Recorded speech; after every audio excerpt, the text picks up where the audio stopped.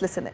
India and Latin America are getting closer and closer, but when it comes to Mexico, automobile is the area where India is doing a lot. You heard the External Affairs Minister, he was talking about India and Latin America.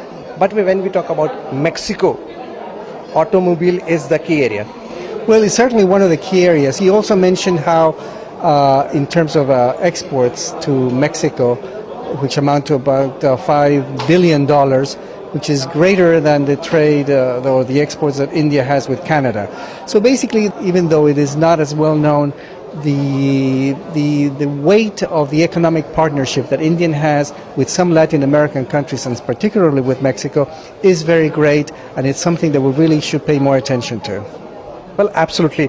Ambassador, when we talk about bilateral relations, what are the key areas which you think that India and Mexico can do more?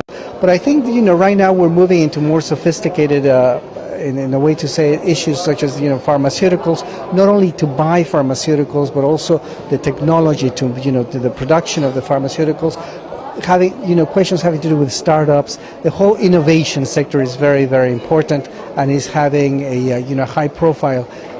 Certainly for us in Mexico, we're very interested in expanding our relations with India when it comes to issues of artificial intelligence, digitalization, and that type of thing. And that is something that we're moving very aggressively. India is also the president of the G20, and Prime Minister Narendra Modi has been very vocal about the voice of Global South. In fact, you were also there in one of the conclaves where I met you.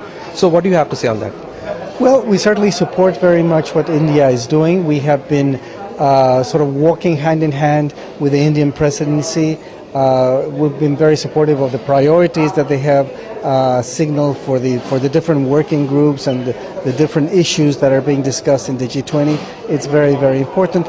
And of course, this approach to have the voice of the Global South, which of course includes Mexico, heard to be more represented in the G20 is something that we're fully in support of.